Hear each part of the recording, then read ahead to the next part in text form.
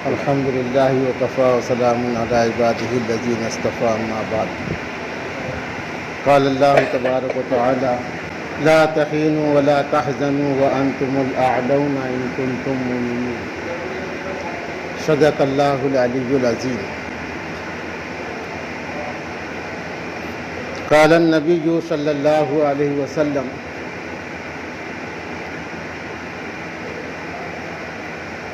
لا يؤمن أحدكم حتى يكون هواه تبعا لما جئت به او كما قال علیہ الصلوۃ والسلام.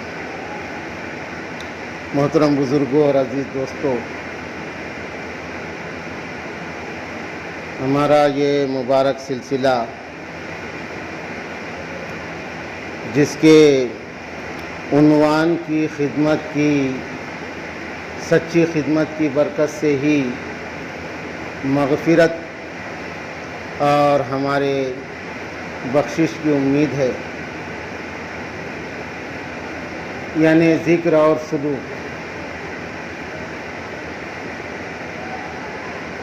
یہ دراصل دو عنوان ہیں، ایک ہے ذکر اور ایک ہے سلوک. اور استعمال میں بھی پہلے ذکر آتا ہے اور اس کے بعد سلوک آتا ہے.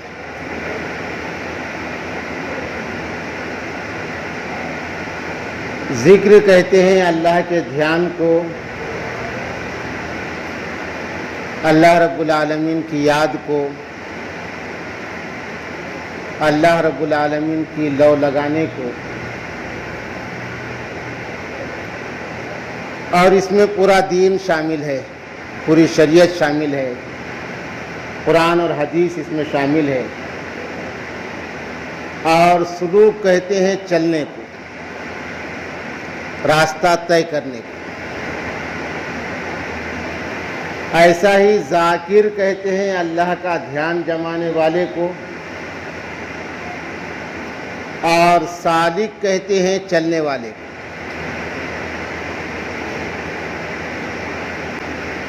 تو یہ عنوان قرآن اور حدیث سے مشتق ہے.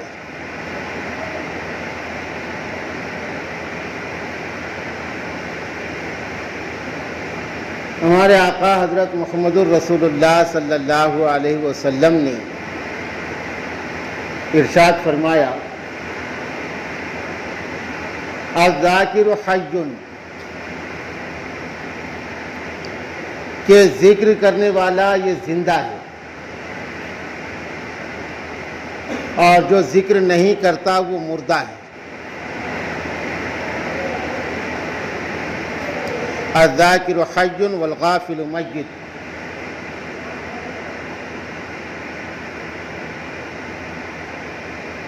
اور زندے کو چھیڑنا بڑا مشکل ہوتا ہے بمقابلے مردے کے. ہزاروں مردے ہیں پڑے ہوئے، تو ایک زندہ آدمی ہزاروں مردے کے ساتھ میں جیسا چاہے ویسا سلوک کرتا. چونکہ وہ بے جان ہیں، ان کے ہاتھ الگ کر دو، ان کے پیر الگ کر دو، ان کی آنکھیں نکال ڈالو، ان کی چیر پھاڑ کر ڈالو، کوئی مردہ حرکت نہیں کرے گا. جیسے پوسٹ مارٹم ہوتا ہے نا، تو حرکت کرنے کا سوال ہی پیدا نہیں ہوتا مردے کی. اور کوئی زندہ آدمی ہے، اگرچہ کہ وہ کمزور ہے، اس کو اگر کوئی دانستہ طور پر پیر مار دے یا دانستہ طور پہ جان بوجھ کر کوئی بیٹھا ہوا ہے اس کو ایسا ٹیک لگا دے، بیٹھ جائے کوئی، تو اس کو غصہ آ جائے گا، ہے نا.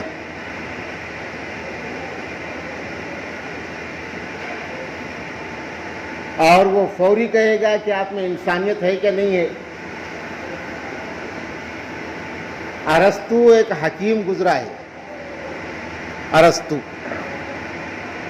بڑا حکیم گزرا دنیا کا، جڑی بوٹیوں کا ماہر تھا، جنگلوں میں زندگی گزارتا تھا، جنگلوں میں رہتا تھا. لیٹ جاتا ہوں جہاں چھاؤں گھنی نظر آتی ہے، تو ایسا جنگلوں میں سفر کرتا تھا. بادشاہی دور تھا. بادشاہ سلامت کی سواری جب نکلتی تھی شاہی دور میں تو کئی گھوڑے، اونٹ، ہاتھی یہ ہوتے تھے بادشاہ کے ساتھ میں، حشم خدم، اور بڑا جلوس ہوتا تھا. تو شاہی دور تھا، بادشاہ کی سواری نکلی، حشم خدم سب تھے، ہٹو بچوں کی آوازیں ہو رہی تھی، اور ارسطو راستے میں تھک ہار کر سویا ہوا تھا.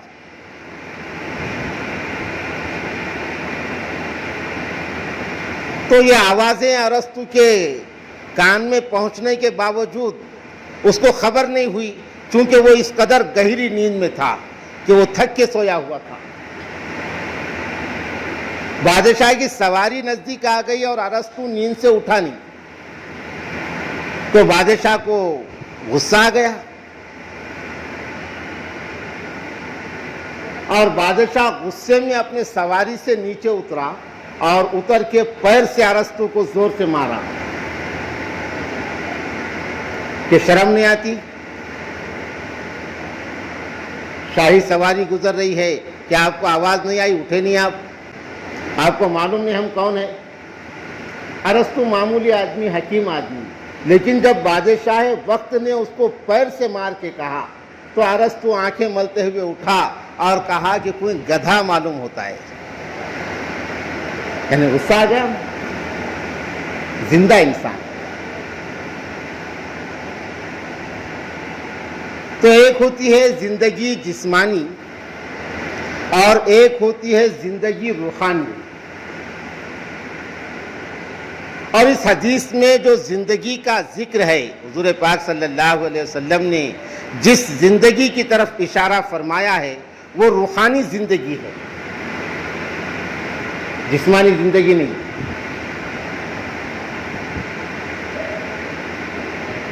اور طاقت روحانی زندگی کی ہے.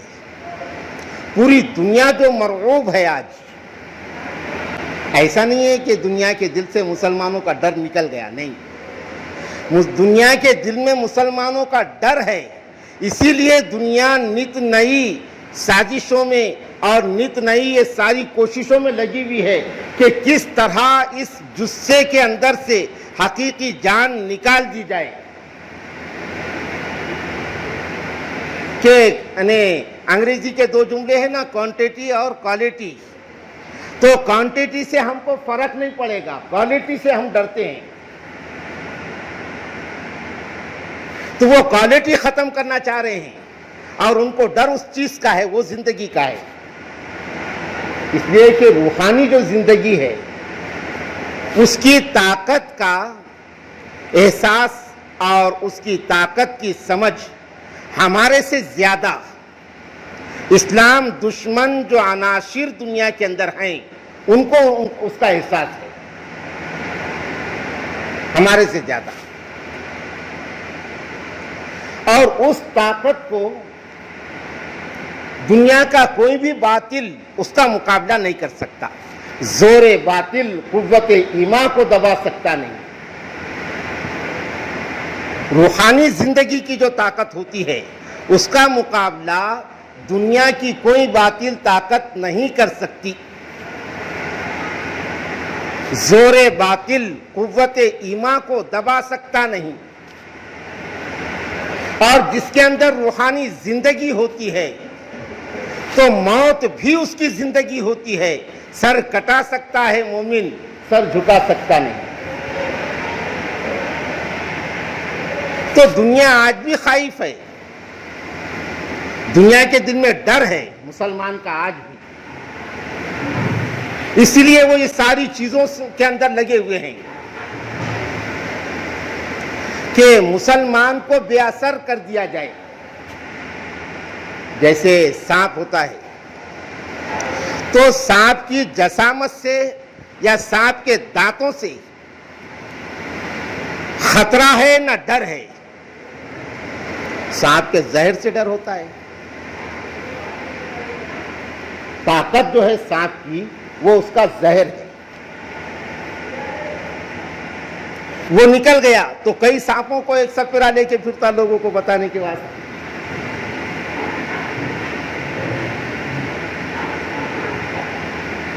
اور یہ جو روحانی زندگی کی طاقت ہے، اس کے لیے کوئی چیز نہیں لگتی، اس کے لیے نہ زرق برق لباس لگتا ہے، اس کے لیے نہ کوئی شاہانہ زیبائش اور آرائش لگتی ہے، اس کے لیے نہ بھیڑ بھاڑ لگتی ہے، اس کے لیے نہ کوئی اور ظاہری چیزیں لگتی ہے، بلکہ جو روحانی زندگی کی طاقت ہوتی ہے اس کے لیے کیفیت لگتی ہے، کیفیت لگتی ہے،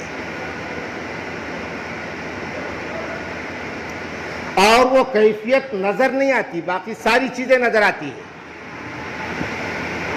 رکوع کی تصویر نظر آئے گی، سجدے کی تصویر نظر آئے گی، قیام کی تصویر نظر آئے گی، قرأت کی آواز سنائی دے گی، یہ سب ہوگا، لیکن جو کیفیت ہے وہ نظر نہیں آتی۔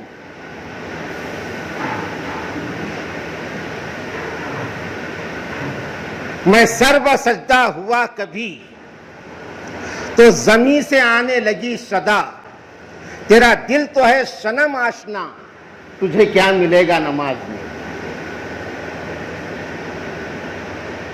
حالانکہ نماز پوری پڑھ رہا ہے، اچھا رکوع کر رہا ہے، سجدہ کر رہا ہے، قرأت کر رہا ہے، ساری چیزیں ہو رہی ہے، لیکن جو کیفیت نماز میں ہونا چاہیے وہ ایک سجدہ جسے تو گراں سمجھتا ہے، ہزار سجدوں سے دیتا ہے آدمی کو نجات، وہ جو کیفیت ہونا چاہیے وہ کیفیت ختم ہو گئی۔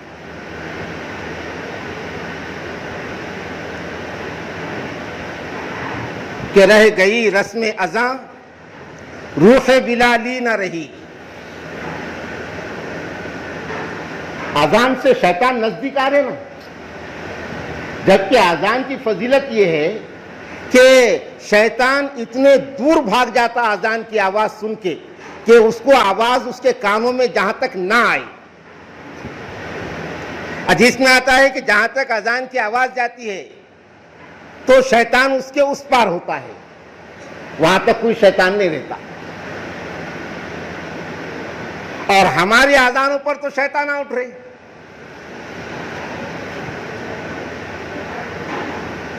ہے نا، آوازوں پر شیطانہ اٹھ رہے، یعنی رہ گئی رسم اذان روح بلالی نہ رہی۔ جو کیفیت اذان کی تھی وہ رخصت ہو گئی۔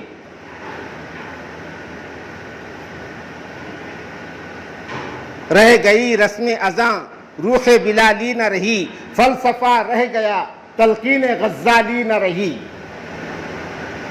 مسجدیں مرثیہ خواہ ہیں کہ نمازی نہ رہے، یعنی وہ صاحب اوصاف حجازی نہ رہے۔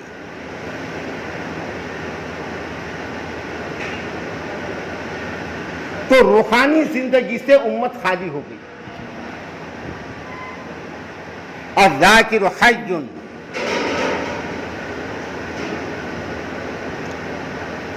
ذکر کرنے والا زندہ ہوتا ہے، یعنی اس کے اندر روحانی زندگی کی طاقت ہوتی ہے۔ آج دنیا کے اندر جتنے مسلمان ہیں، تو دنیا کی یہ تاریخ ہے کہ اتنے مسلمان یعنی تعداد کے اعتبار سے دنیا میں کبھی بھی نہیں رہے، کبھی بھی نہیں رہے۔ ہندوستان پاکستان کی تقسیم کے وقت میں جتنے مسلمان ایک جگہ تھے، آج ہندوستان میں اس سے زیادہ مسلمان ہیں۔ اتنے مسلمان یعنی ایک بڑا حصہ بنگلہ دیش اور پاکستان اور یہ الگ ہونے کے باوجود آج ہندوستان میں اس وقت سے زیادہ مسلمانوں کی تعداد ہے۔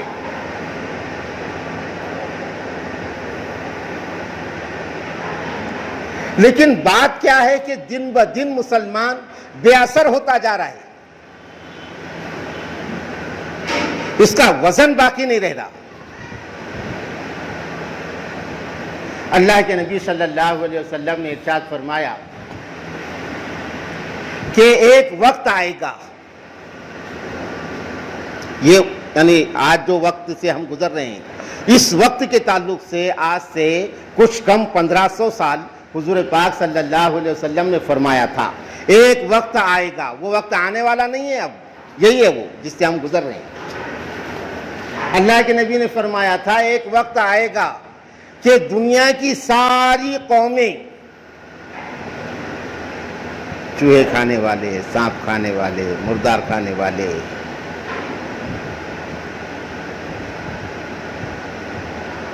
کتوں کو خدا سمجھنے والے، بلی کو خدا سمجھنے والے،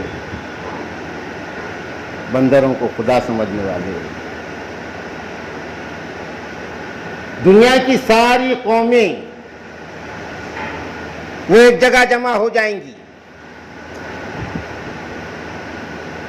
اور مسلمان اکیلا الگ ہو جائے گا، اور دنیا کی ساری قومیں مسلمانوں پر ایسا جھپٹے گی جیسے مثال دی اللہ کے نبی نے کہ ایک رنگین دسترخوان ہے سجایا ہوا، اور وہ دسترخوان پر چاروں طرف سے پرندے اور جانور جمع ہو رہے ہیں اور اس کو چاروں طرف سے نوچ رہے ہیں، کھا رہے ہیں۔ ایسا مسلمانوں پر دنیا کی ساری قومیں پڑ جائے گی۔ تو صحابہ نے عرض کیا کہ اللہ کے نبی، جب اتنا بے اثر مسلمان ہو جائے گا کہ سارے لوگ مسلمان پر ٹوٹ جائیں گے اور یہ بالکل یعنی بے اثر ہو جائے گا اور اس کو چاروں طرف سے سب نوچنا شروع کر دیں گے، یہ کچھ نہیں کر سکے گا، تو کیا اس وقت تعداد میں ہم کم ہوں گے؟ اللہ کے نبی صلی اللہ علیہ وسلم نے فرمایا نہیں، بلکہ اس وقت تعداد میں تم بہت زیادہ ہوں گے، بہت زیادہ ہوں گے، سمندر کی جھاگ کی طرح،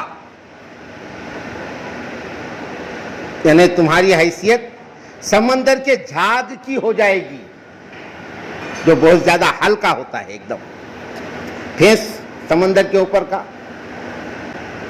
ایک دم ہلکا ہوتا ہے، پورے سمندر پر بسیط ہوتا ہے لیکن ہلکا ہوتا ہے،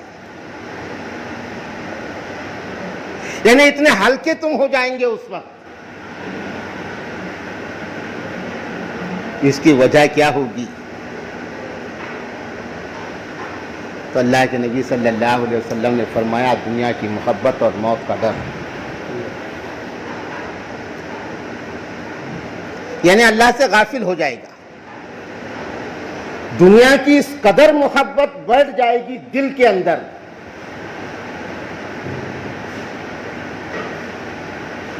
کہ وہ اپنی پراپرٹی اور اپنی دولت کے کچھ حصے کو گنوانے کے ڈر سے وہ سمجھوتے کر لے گا۔ بڑے بڑے لوگ کیونکہ محبت دنیا کی جو بیٹھ گئی، اب یہ جو پراپرٹی ہے، جو جائیداد ہے، جو دولت ہے، تو کہیں ای ڈی کا چھاپا نہ پڑ جائے، کہیں یہ دولت پر نظر نہ پڑ جائے، اس کو بچانے کے لیے وہ تلوے چاٹ رہے ہوں گے۔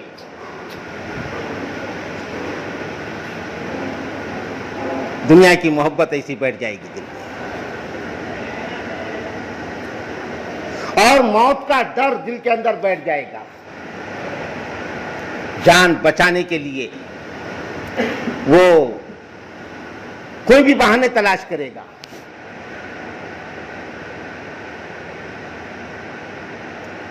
اور روحانی زندگی یہ چیز کون نہیں دیکھتی؟ سر کٹا سکتا ہے مومن، سر جھکا سکتا نہیں۔ کہتے ہیں نا، چڑھ جائے کٹ کے سر تیرا نیزے کی نوک پر، لیکن تو فاسقوں کی اطاعت نہ کر قبول۔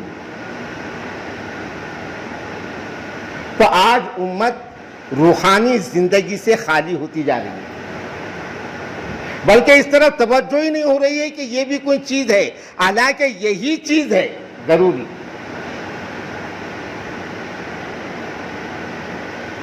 یہی چیز ضروری ہے کہ نگاہ مرد مومن سے بدل جاتی ہیں تقدیریں، جو ہو ذوق یتیم پیدا تو کٹ جاتی ہیں زنجیریں۔ یہ روحانی زندگی،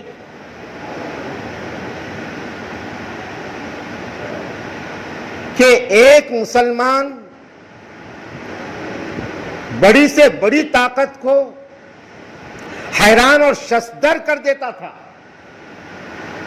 ایک طرف روحانی زندگی کا یہ عالم تھا اور دوسری طرف غافل زندگی.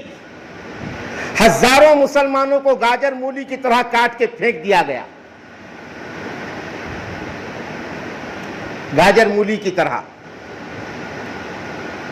20 مسلمانوں کو ایک عورت کھڑی کرتی ایک صف میں, ایک عورت, اور کہتی خبردار ایک بھی جگہ سے ہلا, اور گھر میں جا کے ہتھیار لاتی اور ان کی گردن اڑا دیتی. اس قدر پس مردگی مسلمانوں کے اندر آ گئی تھی کہ مجال نہیں وہ کہ کوئی اپنی جگہ سے ہٹ جائے.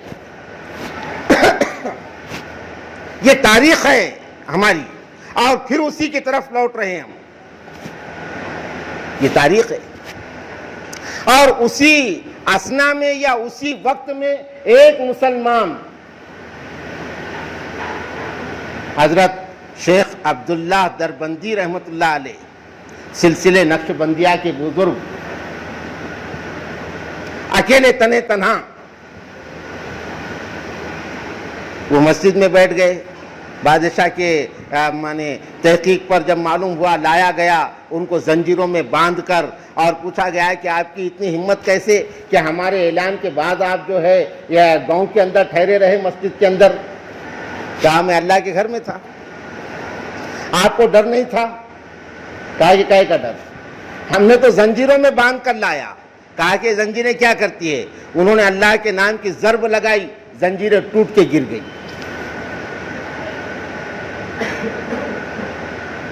جو ہو ذوق یقین پیدا تو کٹ جاتی ہیں زنجیریں. یہ ہے روحانی زندگی. تو یہ چیز امت کے اندر سے نکل رہی ہے. ایک اللہ والا آتا تھا اپنے ساتھ میں کچھ دیوانوں کو لے کر. یہی ملک ہے ہمارا ہندوستان, یہی ملک ہے. آج اتنے دیوستان نہیں جتنے اس وقت تھے یہاں, چونکہ ٹوٹل کفرستان تھا یہ. اور وہ کفرستان میں ایک اللہ والا آتا تھا اپنے ساتھ میں کچھ دیوانوں کو لے کر, تو ہمارے اسی ملک کے برادران ان کو جگہ دیتے تھے, جگہ دیتے تھے ان کو. آپ یہاں قیام کیجئے, یہاں رہیے آپ,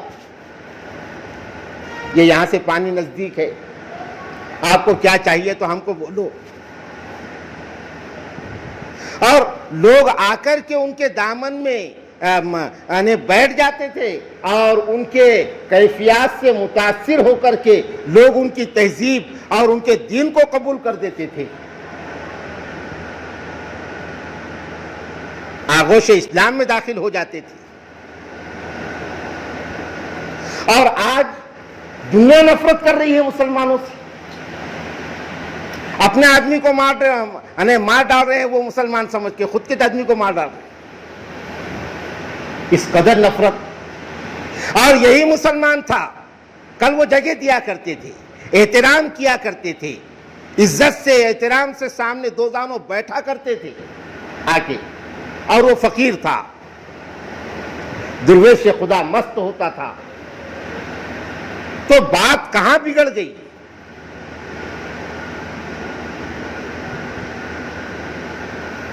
اس پر ہم کو سوچنا پڑے گا کہ مسلمان اپنے دل سے پوچھ, ملا سے نہ پوچھ. ہو گیا اللہ کے بندوں سے کیوں خالی حرم. معلوم یہ ہوا کہ وہ کیفیات ہمارے اندر سے ختم ہوتی جا رہی ہے جو دنیا کو متاثر کرتی تھی اور دنیا کو مسحور کرتی تھی. اللہ سے ہمارا حقیقی تعلق وہ کمزور ہوتا جا رہا ہے دن بدن. سب آ رہا ہے ہمارے پاس میں, لیکن اللہ کی ذات سے ہمارا حقیقی تعلق وہ کمزور ہوتا جا رہا ہے. محسوس کرتے ہیں نا, بہت سارے ہمارے لوگ بولتے کہ پہلے جو سیدھی سادی ہماری مسجد تھی, اور وہ سیدھی سادی مسجد میں جو دل لگتا تھا اور جو روحانیت معلوم ہوتی تھی، اب جو ہے اتنی اونچی مسجد ہو گئی، 3 منزلہ ہو گئی، لیکن اب جو ہے یہاں دل نہیں لگ پا رہا ہے، وہ روحانیت معلوم نہیں ہو رہی ہے، یہ لازمہ ہے،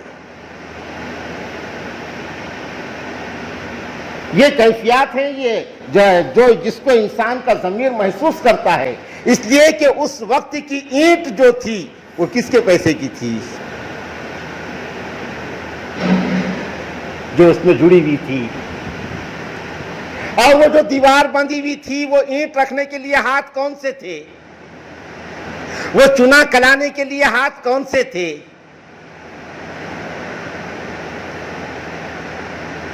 وہ جو دیواری تھی، ان دیواروں نے کن کو دیکھا تھا؟ کن کے سجدوں کو دیکھا تھا؟ یہ چیزوں کی کیفیات جو بنتی ہے وہ رخصت نہیں ہوتی، وہ کیفیات رہتی ہے۔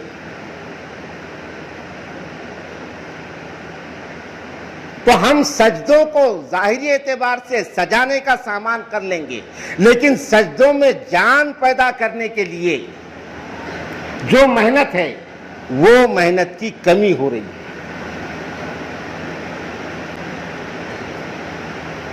اور جب تک وہ محنت نہیں ہوں گی اور ہمارے سجدوں میں جان پیدا نہیں ہوگی تو یہ امت بالکل یعنی بے اثر ہوتی جائے گی دن بدن، اور یہ تو قرب قیامت کا زمانہ ہے،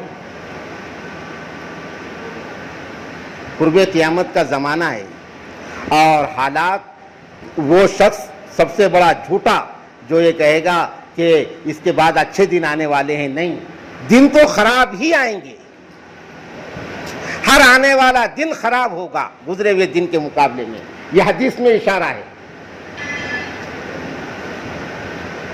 آنے والے لوگ گزرے ہوئے لوگوں کے مقابلے میں وہ بہرحال ان سے کم ہوں گے نیکی میں اور دینداری میں، اور گزرے ہوئے لوگوں پر نئے لوگ لعنت کریں گے، یعنی ان کو برا بھلا کہیں گے، وہ بدعتی تھے، وہ ایسے تھے، وہ ویسے تھے، ہے نا، ان کو برا بھلا کہیں گے، یہ قیامت کی علامتیں ہیں۔ لیکن میرا اپنا احساس یہ ہے کہ جو ہمارے گزرے ہوئے لوگ تھے وہ ہمارے سے کئی پٹ اچھے تھے، کئی پٹ اچھے تھے، ان کی جو نیکیاں تھی خالص تھی، ان کے جو سجدے تھے خالص تھے، ان کی جو عبادتیں تھی خالص تھی، اور وہ جو کیا کرتے تھے اگرچہ کہ ان کی بعض چیزوں پر بدعت کا بھی اطلاق ہوتا ہے لیکن ان کی نیتیں اچھی تھیں، ان کی نیتوں پر شک نہیں کیا جا سکتا، اور ہم اچھا بھی کر رہے ہوں تو ہماری نیت میں بہرحال فطور ہے، انما الاعمال بالنیات، اور نیت کی اللہ کے پاس قدر ہوتی ہے۔ موسیٰ علیہ السلام کے زمانے میں ایک شخص یا کریل یا کریل ذکر کر رہا تھا، یا کریم بولنا تو یا کریل یا کریل، نیت اچھی تھی، عشق تھا، محبت تھی۔ موسیٰ علیہ السلام نے سنے اللہ کا نام غلط لے رہا ہے، زور سے تماچا مارے، وہ بیچارہ بالکل ڈر کے ایک دم خاموش ہو گیا، اب نام ہی نہیں لے رہا۔ اللہ نے حضرت جبرائیل کو بھیجا موسیٰ علیہ السلام کے پاس اور کہا کہ موسیٰ، اس کا یا کریل کہنا ہم کو اتنا اچھا لگتا تھا جتنا تمہارا یا کریم کہنا ہم کو اچھا نہیں لگتا تھا، اس لیے کہ وہ جو محبت اور عشق میں ڈوب کر کہتا تھا وہ کیفیت تھی اس کی، تو وہ تو ہمارے ایک عاشق کو تم نے ہمارے سے دور کر دیے۔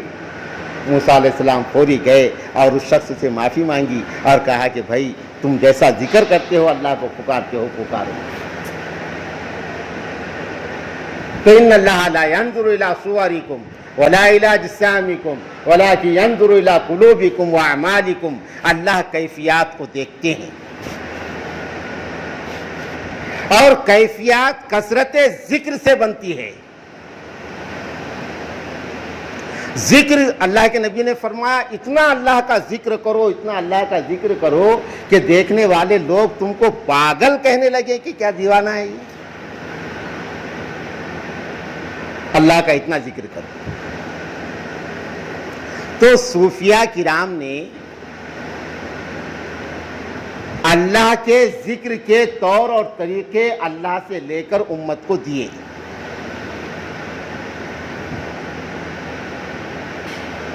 اللہ کے ذکر کے طریقے، ان طریقوں کے ہی نام ہیں ذکر جہری، ذکر قلبی، ذکر روحی، ذکر پاس انفاس، ذکر حدادی. یہ الگ الگ جو اذکار ہیں، ذکر اسم ذات، یک ضربی، دو ضربی، سے ضربی، چار ضربی، پنج ضربی، شش ضربی، یہ جو اذکار ہیں یہ صوفیہ کرام نے اللہ سے لیے اور امت کے اندر اس کو انہوں نے پھیلایا. تو اس سے یعنی سلوک، وہ راستے سے ہم چلیں گے تو جلدی اللہ تک پہنچ جائیں گے انشاءاللہ. امت کے اندر زندگی پیدا ہوگی تو اس کو عام کرنے کی ضرورت ہے، اس کو اپنانے کی ضرورت ہے. اللہ کو پانے کے لیے، اپنے دل کو بنانے کے لیے اللہ وہ انسانوں کے پاس ملتا ہے اور انسانوں کے ذریعے سے ملتا ہے. اس لیے کہتے ہیں صحبت سے فقیروں کی ملتا ہے پتہ حق کا، کہ یہ خاک کو بھی سونا ٹھوکر سے بناتے ہیں اہل اللہ. اور ہمارے پورے یہ عجم کو جو ایمان کی دولت ملی وہ صوفیہ کرام کے مجاہدے اور ان کی برکتوں سے اور ان کی محنتوں سے ملی. پورے عجم ہمارے ہندوستان کو خاص طور پر لاکھوں اولیاء کرام پورے ہندوستان کے اندر لیٹے ہوئے ہیں. تو انہی کی محنت کو ہمیں زندہ کرنا پڑے گا کہ کفرستان کے ظلمات کو جنہوں نے روشنیاں دی تھی اور اس کو روشن کر دیا تھا، آج انہی کی محنت کو ہمیں دوبارہ زندہ کرنا پڑے گا اور انہی کی محنت کے ذریعے سے ہم کو امت کے اندر کام کرنا پڑے گا اور انہی کی محنت کو سامنے رکھ کے ہمیں اپنی اصلاح کرنا پڑے گی. اولیاء کرام کی محنتیں تو الحمدللہ ہم جس سلسلے سے اور جو کام سے جڑے ہوئے ہیں یہ صوفیہ کرام کا اور اولیاء اللہ کا کام ہے. این سعادت بزور بازو نیست تانا بخشند خدائے بخشندہ. یہ عقل پرستی کے دور میں عشق اور جنون کا راستہ اور لگن مل جانا یقیناً یہ اللہ رب العالمین کا انتخاب ہے. تو ہمارا یہ جو مجالس کا سلسلہ الحمدللہ یعنی ہمارے ساتھیوں کی برکت سے اور مولانا شکیل صاحب کی خاص طور پر یعنی لگن اور جستجو سے جو ہمارے شہر میں الحمدللہ چل رہا ہے، یہ بڑا کام ہے. یہ بڑا کام ہے. ہمارے جو ساتھیوں کو معلوم نہیں ہے اور وہ اگر کچھ ترچھی نظر سے دیکھتے بھی ہے تو ہم کو یعنی اس کا نہ جواب دینا ہے، اس کو نہ برا ماننا ہے، اس لیے کہ ان بیچاروں کو معلوم نہیں ہے. انشاءاللہ آج نہیں کل وہ بھی ہمارے ساتھ جڑ جائیں گے اور ویسا ہمارا شہر الحمدللہ بہت اچھا ہے. ہمارے شہر میں یہ کام کرنے کے لیے ہم کو کوئی دقت نہیں، کیونکہ یہ کام ہمارے پاس میں جتنے ہمارے ساتھی ہیں وہ سب یعنی دعوت کے اور تبلیغ کے کام کرنے والے اور اس میں جڑے ہوئے وہ ساتھی یہ کام کو لے کر کے چلنے والے ہیں. اور سچی بات تو یہی ہے کہ یہ سب کا کام ہے. یہ مدرسے والوں کو بھی اس کی ضرورت ہے، دعوت والوں کو بھی اس کی ضرورت ہے اور ہر مسلمان کو اپنے آپ کو بنانے کے لیے اس کی ضرورت ہے.